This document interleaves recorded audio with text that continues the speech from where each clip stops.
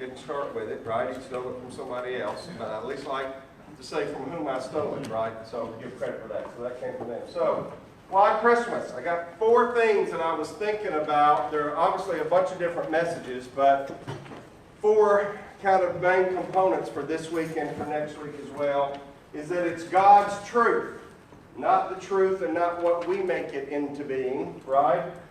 It's about God's mercy and His forgiveness and about redemption. All of that we're going to be able to find in genealogies. It's about God's timing and His plan, and it's about God's love for us. Those are the component pieces that are Christmas, right? And there are others, but these are the ones that we're going to focus on. So, God's truth. What does Scripture say and what does Scripture not say? So, this is my self-professed pet peeve, okay? And my biggest pet peeve is what's wrong with this picture. What is wrong with this picture? We don't know, right? We don't know that how many magi there were. Now this, my family is so glad to know that I'm getting this out of my system, okay? Because every year we put out we got a little plastic nativity scene, and that sits on the table, and it sits on, so if you're looking at our den, and you're sitting at our hearth, and you're looking out, over here there's a little side table, and then we've got the piano is over here in this corner, a flat, up against the wall piano. And so we put the manger scene on this little table, and I take the wise men and put them over here on the piano. And I tell you, it takes them about 2 years to get over there, all right, is what my thought process is. And so my daughter thinks it's fun to mess with me, and she'll go when I'm not paying attention and move the wise man over there to see who's going to be the quickest one to move them back to be able to. So as of this morning, I have them moved back. And then part of that also fits into, I don't know, some of y'all that watched Lisa's Facebook page, our favorite Christmas picture when Betsy was 4, okay? She took all the Disney princesses and put them around baby Jesus, okay, when she was 4. So we thought, just by herself playing, and so she was playing with them. So I don't know how many times Disney's bowed to Jesus. That may be it, okay? But at least at one time we've been able to see it. So let's talk a little bit in Matthew 2 about who the Magi were. And we're not going to read all of that, but just for us to understand, we get it in our heads that there were 3 Magi, right? Because of the gifts. That's the thing that kind of puts us over it. There are some times during medieval literature where they were actually named, where there are some times that they thought this was the name of the Magi. But who were they and why were they and what were they? Here's the thought process. Now you understand some of this is scripturally here and some of this is Nick's assumption, okay, that I'm making jumps on. And I'm going to at least tell you why the jumps are that are there. But this really goes back to God's truth and what are the things that are true about Christmas that we need to know are true about Christmas. I believe that these Magi were Parthians. So Parthians, this is the Seleucid Empire, right? Y'all know Nick's never happier when he's doing ancient history, right? But this was Parthia. It was basically this little yellow section that you see up on part of this, just so you can get an idea about what that was. It starts off with what was Alexander the Great's empire. So Alexander the Great, when he defeated the Persians, and remember the Persians are the groups that defeated the Babylonians, and remember the Babylonians were the ones that defeated the Assyrians.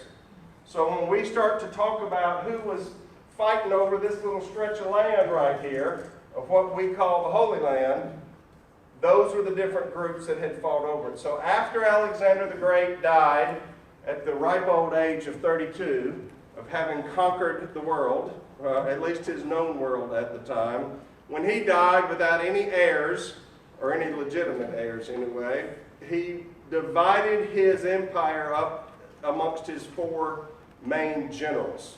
And Seleucus was one of his generals. And so Seleucus got this part of the empire. Okay? And the Seleucids also were the people. This is during what we call the time between the Testaments. This is that 400-year time period in between the Old Testament before the New Testament started. During that time where the word of the Lord came to nobody. Okay? Another story. Okay? I mean, about that, because remember, all the books of the Apocrypha, those extra books that are in the Old Testament that we find in the Roman Catholic Bible, all of those books were written during that 400-year time period when the word of the Lord came to nobody. Another story, another lesson, okay? But this is who the Seleucids were. And so remember we talked about as we were ended up thinking about Hanukkah. Hanukkah was this whole festival of lights that was about the cleansing of the temple because the Antiochus Epiphanes had come in, who was a Seleucid emperor who had actually, remember, went into the temple as a Gentile and not only made a sacrifice on the altar, but made a sacrifice of what animal? Anybody remember? A pig on the altar. This is the same Seleucids, all right? So the Seleucids, though, get beaten out by the Parthians. Does this seem like a soap opera? Okay, so the Seleucids are defeated by the Parthians, and the Parthians pretty much take this part of this territory that you're seeing here. All right? Don't worry, Bobby, this is not going to be on fire. All right? So, but this part of the territory is Roman, right? So, for roughly, and this is just to give you an idea of kind of what the Roman Empire, how big it was, and what it looked like during the time period of, but notice all of this territory was not, that was from that other map, right? All of this would have gone back over here. All of that was Parthian Empire. So here's the thing to remember, is the Romans and the Parthians fought each other for about 250 years. So these were two huge empires that were battling each other. And so the Magi, the word that we know from this, that are the Magi, that we see from chapter 2 of Matthew, is this word magos. Okay? I didn't say maggot. All right, I said magos. And this word magos is the same word that we use for magician. It's only 5 times it's in the New Testament at all, right? Twice we see it in Acts. 3 times we see it here in Matthew. Twice we see it in Acts. And when we see it in Acts, each of those times it is used to describe a magician, right? You remember some of that? Paul interacted with some that were doing magic and what that was like. And so it is used as that same idea. So these magos, remember, are Gentiles. These are Gentiles that have come from the east, from what I believe is from that are Parthians, that have come to follow this star, and they have come to worship. So you got to think through too, if we go back into Jeremiah, there is a term that would have been the Hebrew word of magos that describes some of these magician kings, magician type people who were kind of, they were kind of like, you know how sometimes in the Old Testament we would see where the prophets would come in and say to the king, hey, this is what the Lord wants you to know. And it's usually, you ain't doing a great job, Junior. Okay, that usually was the word. Well, that same idea that there was somebody connected to the greater, higher spiritual person who would come in to talk to the government political leaders, that is kind of what the Magi's role would have been. And so they were reading the stars, they were looking at what was going on. I mean, they had all kinds of things, astrology and astronomy and any of all that. They were into all of that. And Jeremiah actually talks about some of these Babylonians that were some of this same ilk, of this same group that were these Magi. And so for that reason then, to think that they weren't necessarily Parthians, maybe, but they were a part of the Parthian Empire. They may have been some of this same crew that Jeremiah speaks about that were these Babylonians. But regardless of what they were Gentiles, and you need to keep that in mind. Were they Greek?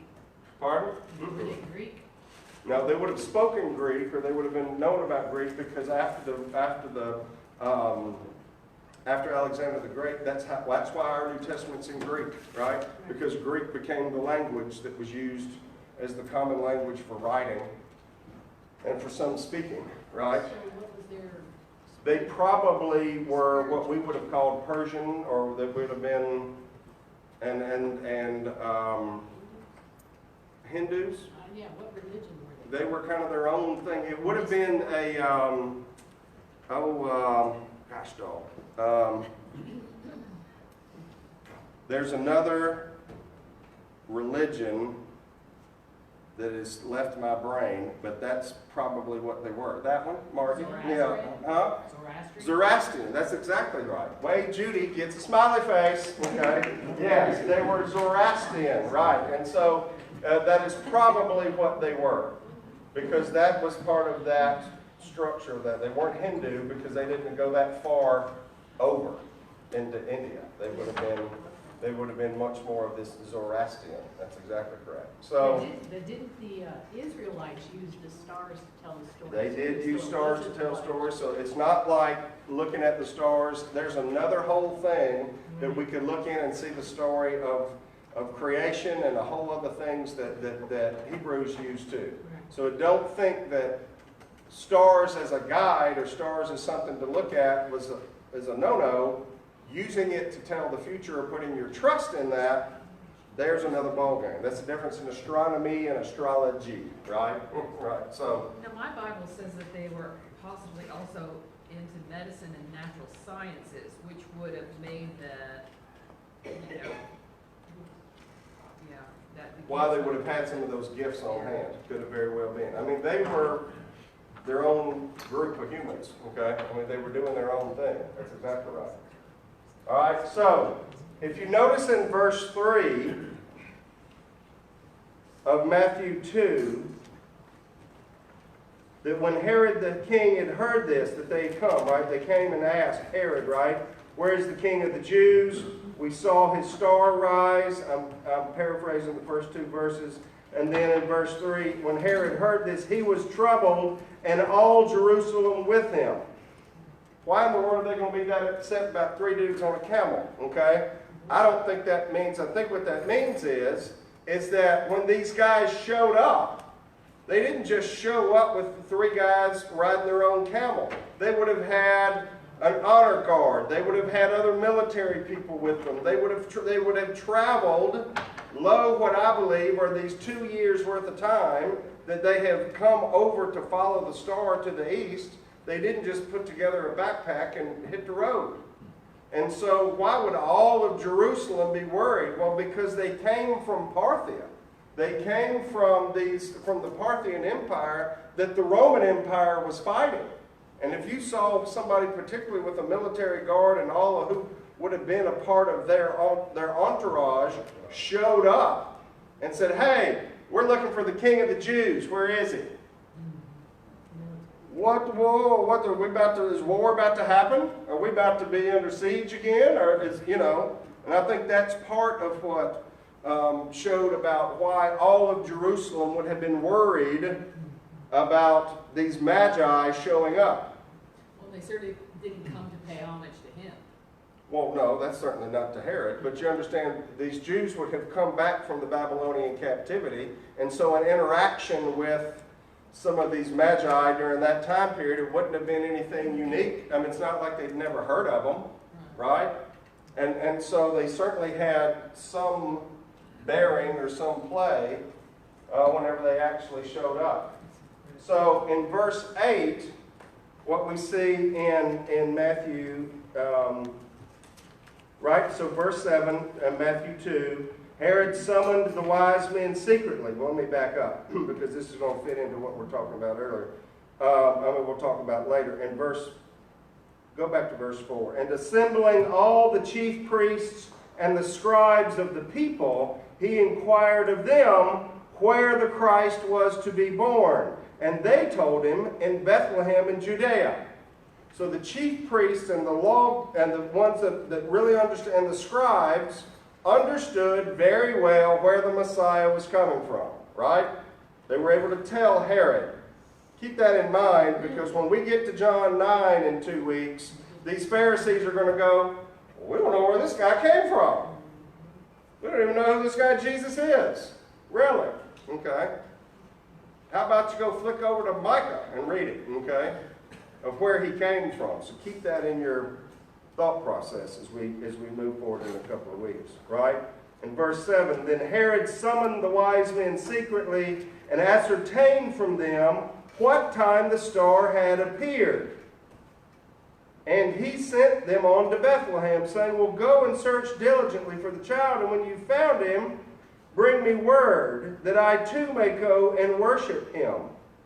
Okay? When you have searched for the child. So this word child is this word paidion, which is child. It is not the same word as a baby, a brephos. So in Luke 2, when the angels have told the shepherds, what? Go look for a child wrapped up in swaddling clothes? No, right? Go look for the baby. There's a baby there. Shepherds, you get to see the baby. And so when they come and they're looking for the King of the Jews, and where is he? Where is he? And Herod says, well, let me get the people's priests in here. I don't know all that Jewish stuff. Where is he supposed to be, this Messiah, this King? Oh, he's Bethlehem, yeah. Right there's no doubt. That's where he's coming from. Tribe of Judah, yeah. Well, so Herod then says, well, why don't y'all go on down there? It's not that far, 6-7 miles from here. And once you find out, come back and report to me. Right? What you found out. The purpose of ascertaining when the time was that they saw the star from the beginning, was that to find out how long the baby had been on the planet? You understand what I'm saying? I mean, he asks the question in 7, ascertain the time when the star appeared. The star appeared when Jesus was born, or the star appeared before that to guide them? So I believe it appeared when Jesus was born, and so because when it was born, because he wants to figure out, how am I going to go find a kid to kill him? How old of a child am I looking for? Yeah, that's what I'm saying. Because he is not, this is a threat. He says These to worship him. Do what? He said to worship him. Oh yeah, well that's what he said, right? I mean, Herod says, oh well, I want to worship him too. Come on, I ain't buying that one, okay? He's a politician looking for an angle, all right? Okay? Right. So, verse 9, verse 9. After listening to the king, they went on their way, and behold, the star that they had seen when it rose went before them until it came to rest over the place where the child was. Now, where was the was? Don't know. Scripture doesn't tell us. I'm just telling what your Sunday school teacher thinks is I think they were back in Nazareth. And I think they had already gone back home. Remember, the reason there was no room in the inns was not so much because of the census, although that was a part of it. I believe that Jesus was born somewhere in around September, early October, because they were there for the Feast of the Tabernacles. And Jerusalem was crowded up, and they were doing the census while they were doing the tabernacle feast. Now that's another thing. When was Jesus actually born? I think it was 4 BC, but that's another thing, and I'm not clicking through that today. Okay? Did you give your nativity out in November? That's a no. Yes, I had to pull it out at Labor Day. Right. But we ain't doing that. That's right. So when they saw the star, look at verse 10. When they saw the star, well, I'm forgetting one. Where did the star take them? We don't know. But verse 11 says, when they saw the star, they rejoiced exceedingly with great joy, and going into the house, not a stable, they saw the paidion. They saw the child with Mary, his mother, and they fell down and they worshipped him. They worshipped him. Think about this. All the place they would have come from. How far when they saw the star and saw that the star was there. These are the guys that are star watching. and looking for things all the time to divine from those stars what the future's going to hold or what's going to happen. That's their job. And they see this star they've never seen before. And then once they follow the star and they get there, the star then moves them to where they need to be to find this Messiah child. And when they found him, they fell down and worshiped him. Okay? So, these are the words that are right there that in that verse. The magos pito proskinio. Just so in case you didn't think we were getting any grape today. Okay? And what it literally means is this. That these wise men prostrated themselves and licked the child's hand like a dog. Now that's the word for worship. I love you. I don't know why dogs do all of that, Dr. Ray. I thought it's because they loved us in affections for the salt, right? That's really what they love, okay? Don't think you're that important. I hear that I get it every day. I even get it from a dog, okay? But my dog loves me and loves us and loves our family and just loves, right? And he doesn't care about anything. Yes, it's because we feed him, but even when we're not feeding him. So that's literally a literal translation of what that means to worship that much. And these Gentiles saw him. They prostrated themselves before this little boy and worshiped him in that same kind of a way that your dog loves you that much. Right? When all the chips are down, there's only two people's love you can count on, right? Your dog and your mom. Right? I think that's probably right. Okay? Well, if you don't have a dog and your mama's in heaven. All right, well then, I'll lick your hand later. Okay? All right. So here's the big question for that, right? When's the last time we did that? When is the last time we prostrated ourselves and fell down and worshipped the Messiah? But what did worship mean to them? I mean, they are not worshiping the Son of God. You're saying that they're thinking it's more of a respect thing? Well, He's a king. He's a king. He is something that was not of this world that came here. That had its own star that nobody had ever seen anything else before. It's a mystical thing, like Steve said. Sure. People think he's a good man. It's a mystical thing. Did they understand the concept of the Messiah and all that? I doubt it. Okay? I don't think that they were believers in part of that. But they understood that something was totally, absolutely, never happened before, different about this. To make them come that far, yeah. But in verse 12, it says that they've been warned by God. So how did they know it was God? That's another whole kettle of fish, and I don't know. Okay? I mean, I don't know. But I'm just telling you as far as why they were here and why do we need this story and why do we want to know this story. These are Gentiles who have come this far to be able to worship this child. And remember, God's going to do whatever it takes. Yeah. To make things happen. Right? Well, you also have the possibility that these are magi, that these are learned men and all like that, and they could have read the writings of Isaiah and they would have had that in their library. That's exactly right. It's a good point. There's nothing to think that they weren't aware of that the Jews at least believed there was a Messiah. Yeah. That's a good point. Well, remember, they would have had all that literature. They would have had a lot of it in Babylon because Jews were there. Did they believe that he was the Messiah? It doesn't say. It says we are coming looking for the King of the Jews. It doesn't say we're coming looking for the Messiah. Doesn't mean that they weren't. Maybe they're like Oprah, and they knew Jehovah, and he's a god too. Like a. It could be yet another god in their pantheon of their gods. I don't know. Yeah, we can conjecture. all that, okay? Sorry. No, that's fine. I mean, but you see where we're headed, right? But at least on part of that. So, also remember they went back home another way after they got this dream, which is also why I think, just because of the logistics of the way the road system worked, if they would have been in Bethlehem, they'd have had to go back through Jerusalem to get back home.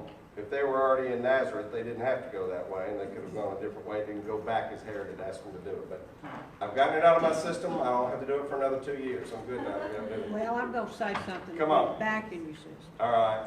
Mess me Because up. they went there for the census. They, Joseph and Mary. Yes. Yes. And they would have not stayed there months and months. Hanging out in the stable. Right. They I mean, had their baby, they made their census, they did what they were supposed to do, and Joseph had a home. they dedicated the temple. I mean, they dedicated him at the temple. He was And circumcised. yeah, They went on back. yeah, and if the wise men came, Magi came from Parthian, that was a long way. They couldn't make it in a few days. So it's logical. It looks like they would showed that the manger scene was the shepherds, and God telling the shepherds, and then let them go home, and here come the Magi. I don't understand. I'm with you. But they've all, and that's what I've learned ever since I was a child. Right. I mean, here come the wise men. There's Right. three wise men Right. worshiping. Yeah. You know, I told LaVon one year when we were doing Riding at Carol's, I just about had all of it I was going to do about these wise men coming in. So I wrote down to him and I just said, all right, dude, I know you're always, usually when people come to you, it's usually with a problem. I said, I don't know how often people come and go, man, that music was awesome, okay? He said, not enough, okay? But I said, this is just killing me, okay? And I said, we got to do something about this. And he said, all right. He said, well, I'll tell you how you fix it. He said, you go find a 2-year-old boy that's going to sit still, okay? And you can be Joseph, okay? And you can keep up with him. And I said, well, maybe it wasn't that big of a deal. They still have babies crying. They still have babies crying, right? But a wiggly 2-year-old boy, are you kidding me? No, thank you not. I don't believe I want to do that. So, What is the possibility that the wise men did not know 2 years prior to the birth that they need to be seeking? I think that's what my thought is that when they saw this star, this is why Herod goes back and looks for 2-year-olds to kill. Okay, every boy under the age of 2, I think, is why that fits into that. I think they were always looking at the stars, Rick. I think that was their thing. They were always looking, and they saw something that they had never seen before. How long did it take them to see that, and to have a committee to figure out what it was, and to make some discussion about what it could have been, and to see this new thing that would have been this totally unique thing they would have never seen before, and at that moment decide, we need to go figure this out. But where did they, you're saying the possibility that they left from there, not necessarily looking for the King of the Jews. How else would they have known the King of the Jews if they didn't have some Jewish literature to understand that? You know, I don't know.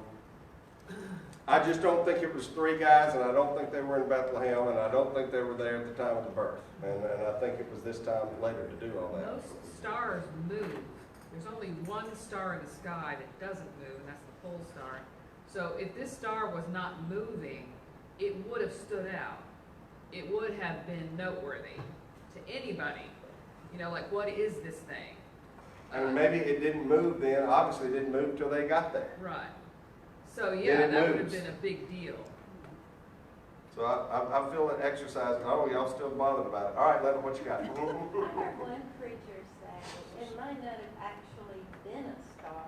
It may have been God sending his glory, what that should. The Shekinah glory that was there over him, and that's what they saw? Like a beam. Yeah.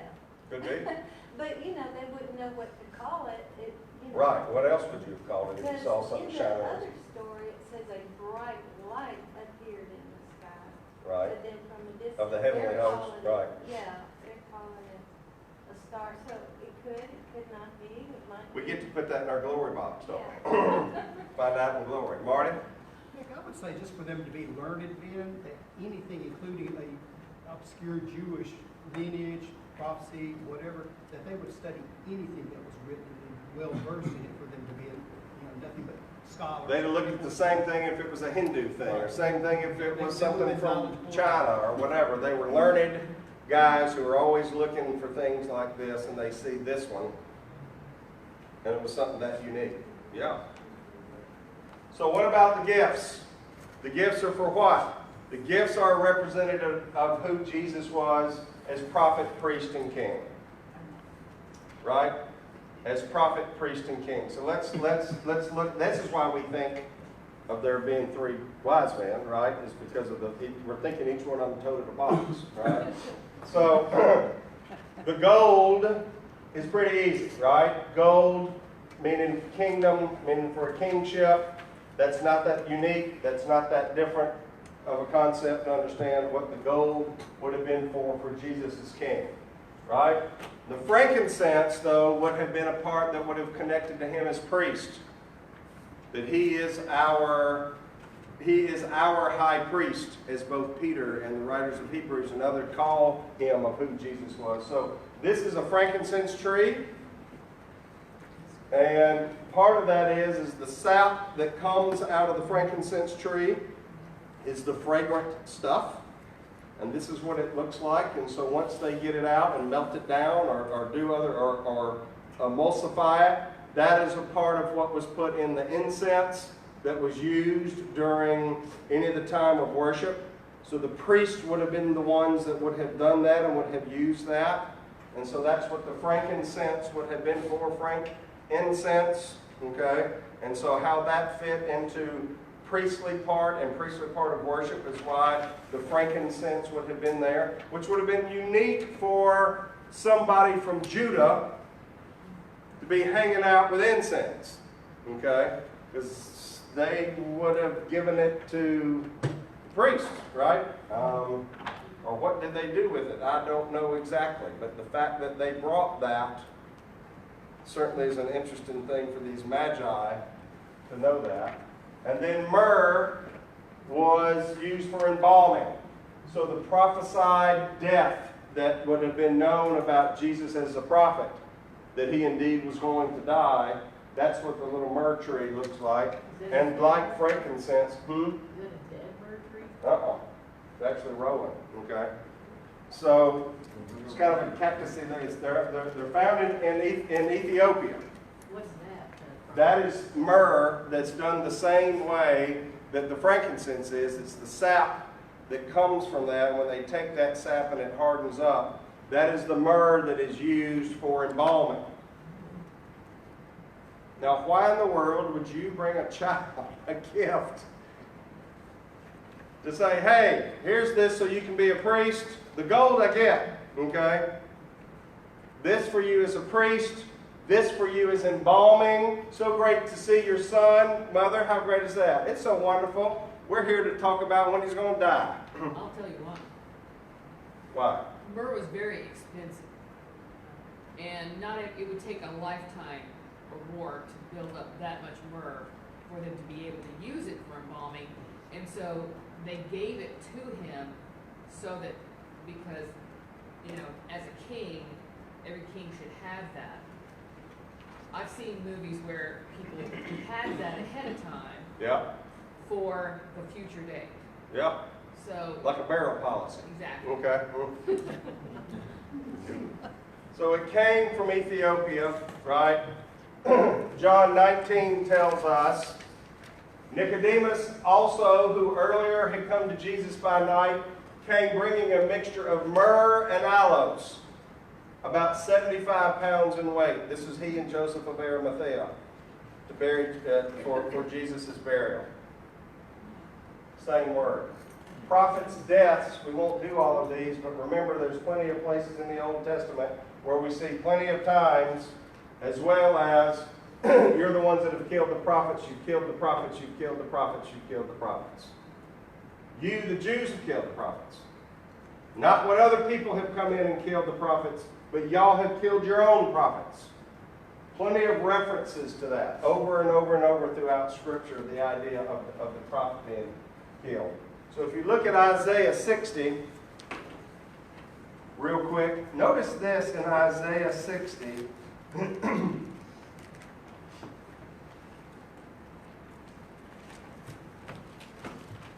don't have mine tabbed either. Isaiah 60, starting in verse 4.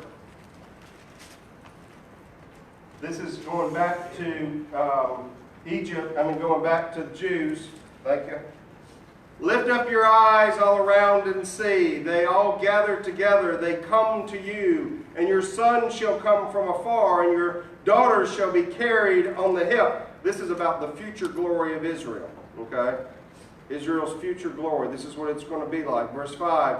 Then you shall see and be radiant, and your heart shall thrill and exult, because the abundance of the sea shall be turned to you, and the wealth of all the nations shall come over to you, and a multitude of camels shall cover you, and the young camels of Midian and Ephah, and those from Sheba shall come, which is Sheba, modern day Sheba is what country? Ethiopia. Okay. And they shall bring what? Gold and incense. Are they missing one? And they shall bring good news and praises of Yahweh. What have they left out? Myrrh. Why? It's not about death at this time when Israel is in this boat. It's not about dying. It is about worship. It is about kingship. No myrrh needed. They're coming from Sheba, where the myrrh comes from, but they ain't bringing none of it. Semi-cool? I think so. Okay. Let's talk about mercy, and I'm so glad the choir doesn't have to leave. Okay, so, John, you are going to leave? No? Okay. So what happened to these gifts they brought? I mean, were they kept in storage someplace? I don't remember hearing about Jesus using frankincense. No, but, I mean, it was, who knows, I don't know what they did with it. I'm sure the gold they used to buy groceries with. I mean, Mary's fixing to have another 8 kids or somewhere, of what this, so maybe the carpentry business wasn't going so great. Maybe it was an annuity. I don't know. I mean, it was something that had value to them as a family, as a gift for them to be able to use however it is they could have. Did they save that myrrh to use in preparing Jesus for the tomb? I don't think that myrrh, there's nothing that says that Nicodemus had the myrrh that he brought was the same myrrh that Jesus had or that Mary brought it. There's nothing that says what happened to them. I don't know.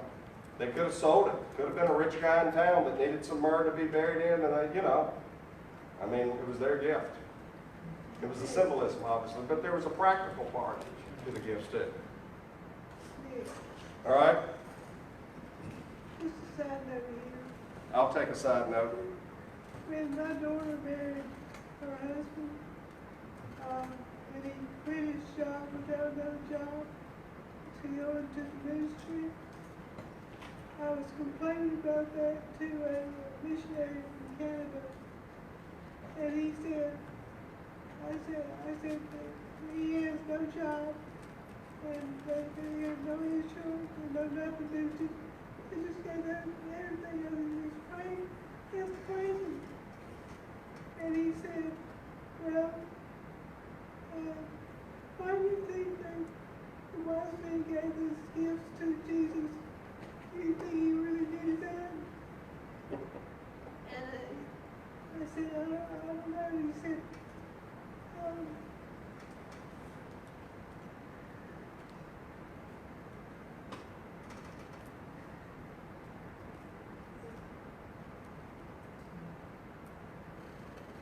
he said that because they gave him the gifts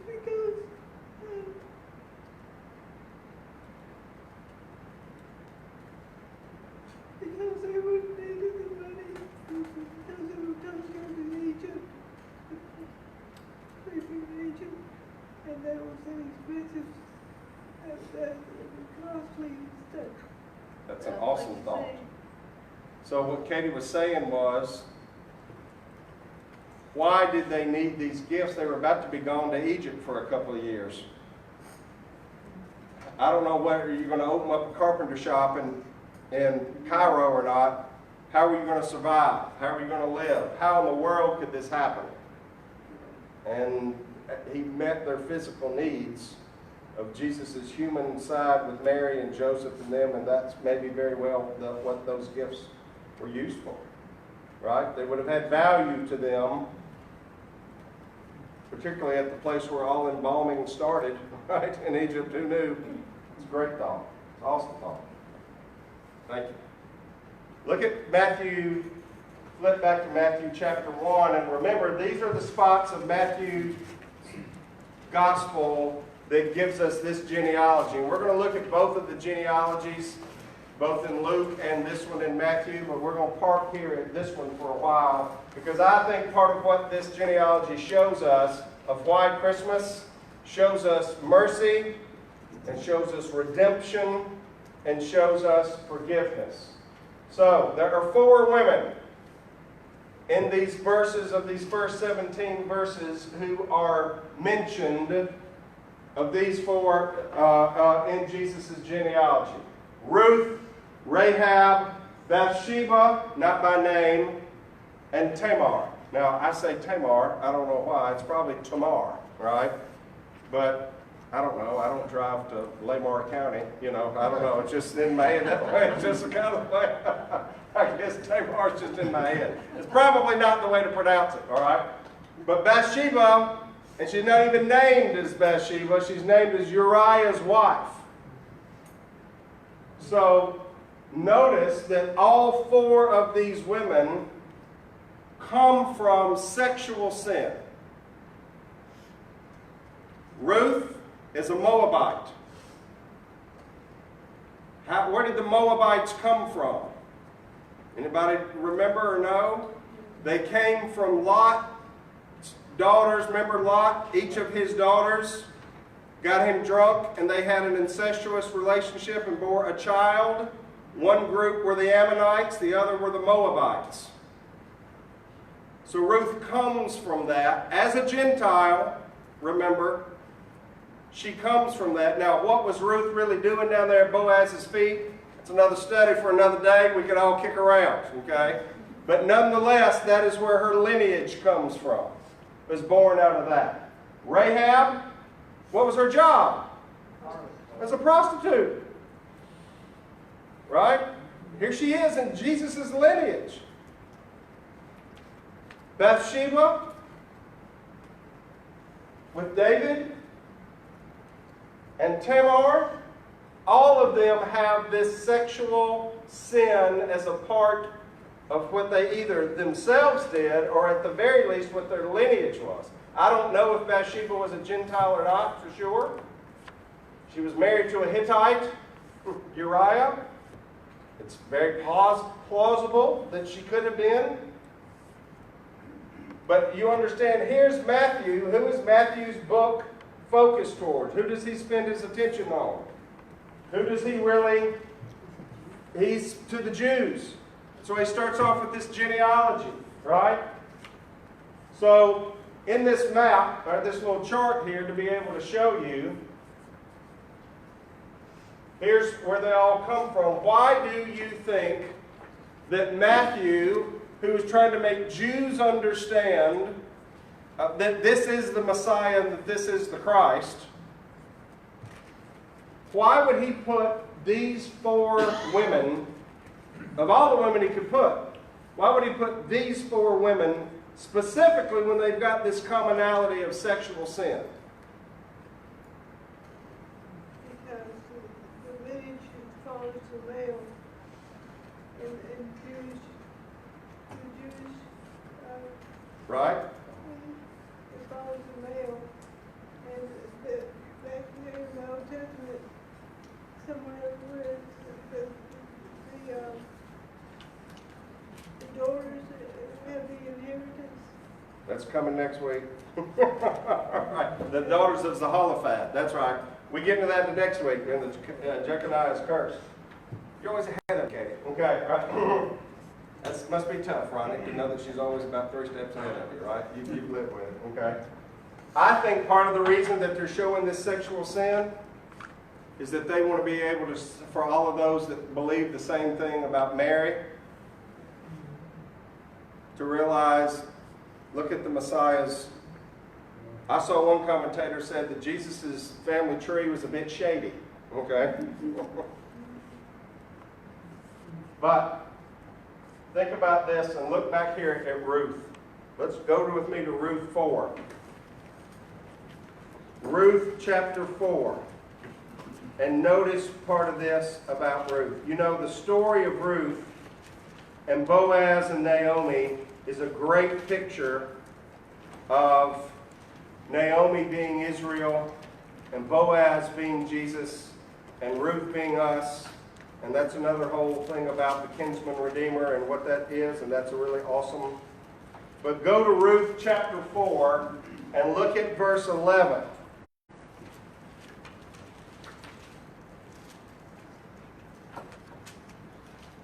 Ruth 4 verse 11. Then all the people who were at the gate and the elders, remember, Boaz has agreed to marry Rachel, and the guy who's ahead of him in the kinsman redeemer part of marrying that of your kinsman that way, your kinsman's wife, that guy took a pass, and Boaz got to marry Ruth. And all this happened at the gate in Bethlehem where they all could see it. They were at the gate, and the elders said, "We are witnesses. May the Lord make the woman who is coming into your house like Rachel and Leah, who together built up the house of Israel.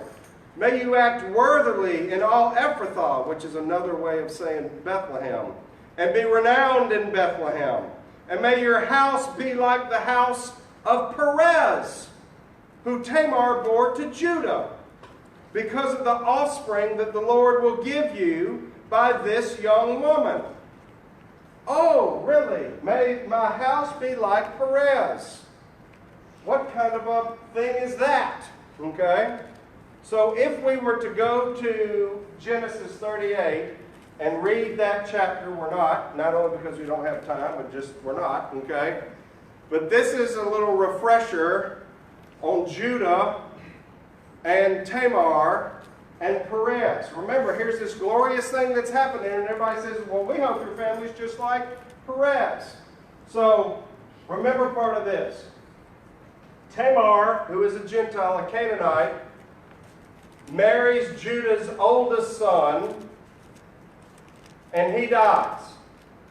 Then, in the part of what we call the Levirate marriage, right? So if you died, in order to keep the name going, the second oldest son then would marry that same wife. And then the second son dies. Okay? And so the third son, they're waiting on him to grow up. And if I'm that third boy, I'm thinking, right? Both my brothers done died about marrying this woman. I don't know how crazy about this I am. Okay? But nonetheless, that's what was happening, and he wasn't old enough yet to be married into that. So, Tamar goes back to live with her father. The Levirate marriage piece. She tricks Judah on the way as Judah is headed in to sell some livestock. She tricks him into thinking she is a prostitute. And Judah goes in to her tent with her,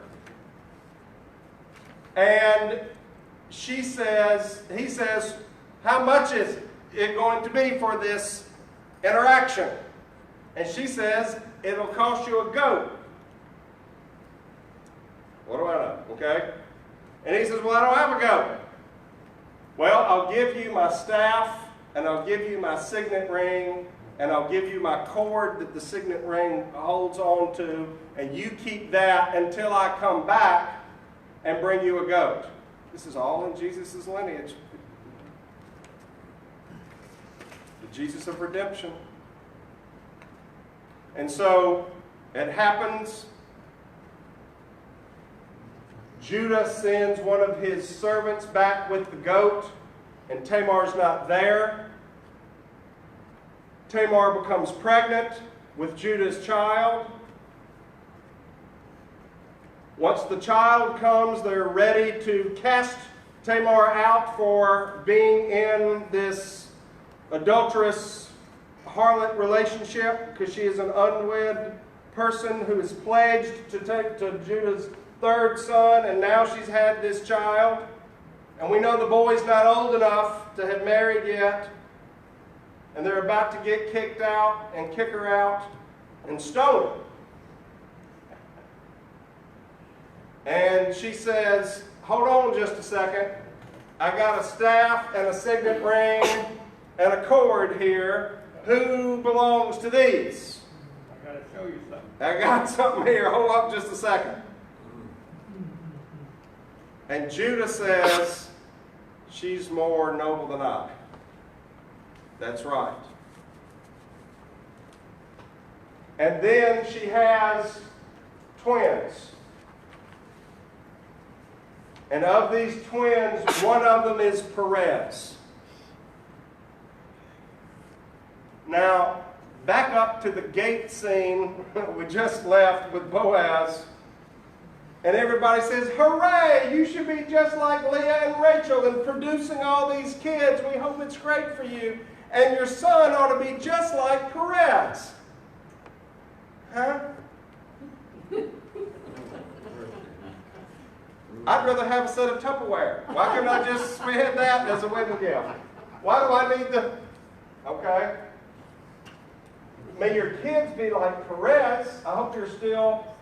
Understand this. Stay there in Ruth, okay? Deuteronomy 23:2 says, no one born of a forbidden union may enter the assembly of Yahweh, even until the 10th generation. None of his descendants may enter into the assembly of the Lord. I would call Judah and Tamar a forbidden union. It would take the 10th generation. So go look at Ruth 4 and look at verse 18 through 22. Now, at the very end of Ruth, these are the generations of Perez, and they're listed out. And who is the last one? And what number generation is it?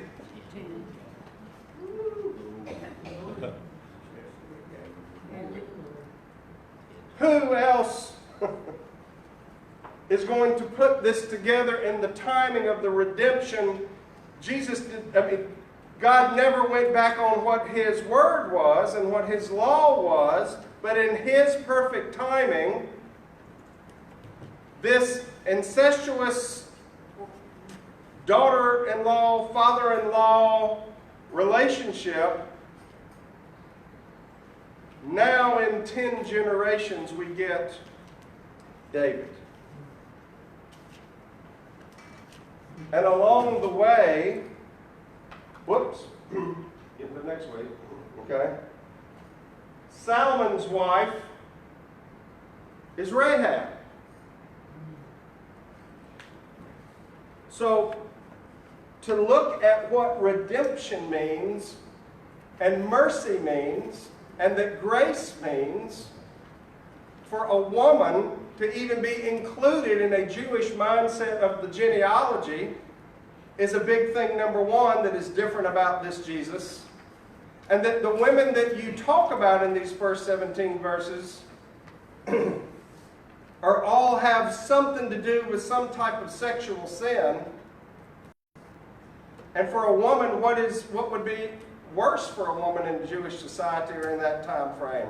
Not only is she at the bottom of the totem pole, on top of all of that, to have done this type of sexual sin, and Jesus says, you know what? All that's in me and on me and a part of me, and all that can be a part of all you too.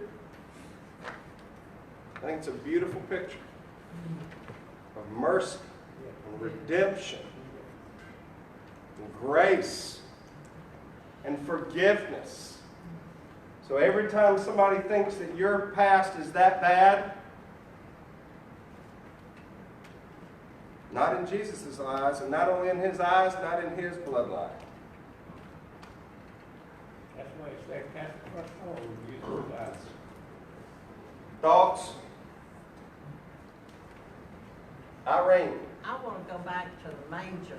Oh, scene. okay, that one's still bothering you too? Okay. Uh-huh. I collect. Yes. Rick and I collect nativity scenes.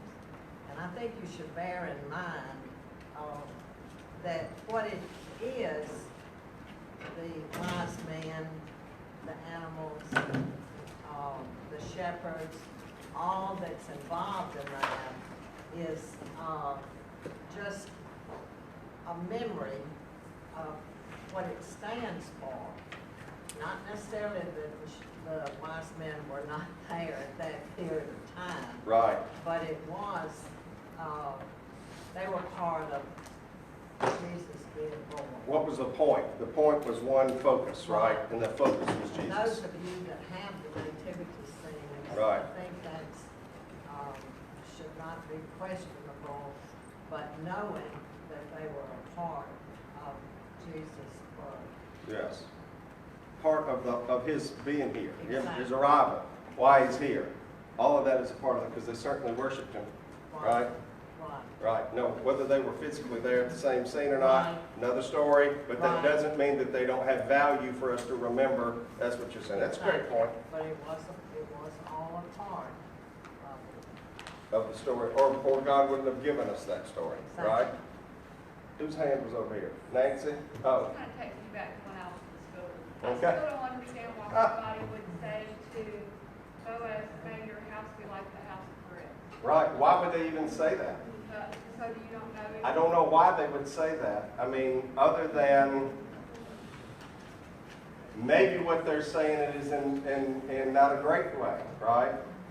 Maybe what they're saying is we know where this union came from and we know where this, yeah, but that was to Ruth, see? And maybe they know that's in Boaz's past, right? Maybe what they're saying is, I don't know. I don't know why they would have said it. That's why I got the big question mark. I don't know why they would have said, may your child be like or S. It seems like a really odd curse, almost, and certainly not a happy thing to say. But even though people say goofy things, doesn't mean it doesn't all fit into the Lord's plan, right? Marty? I'll say it's actually not just that particular point, but Jesus' birth, his crucifixion, the incestuous relationships, the life is messy, and Jesus acknowledges that he was from the same mess. And no matter how bad your life may be, he can fix it. That's awesome. Yes. Life is not always neat and tidy and pretty, is it? Yes, sir. We're doing that next week. Right. I still got one little question. All right. Hit me. Is Jesus, I know God made him different, not through a sexual union. Right. But, does he only have Mary's bloodline, or does he have both of the bloodlines, but he just made it happen without consent? He gets the inheritance of the kingship of David through Joseph Yeah. to sit on the throne because of that royal line. He gets the bloodline of coming through David through Mary, which we'll do next week. That's a reason to come back next week, okay? Anybody else? Bobby? I'm just gonna mention last night, the King of Kings was on. It was made in 1961. Jeffrey Hunter was Jesus in the movie, and it's amazing how you don't have, this day and time, they don't make any movies about Christ anymore, it seems like. I think The Passion of the Christ was probably the last one. And how long has that been since it's been out? Well, every time we'll get some every once in a while, but that's right. Let's go to the Lord in prayer. Gracious Father,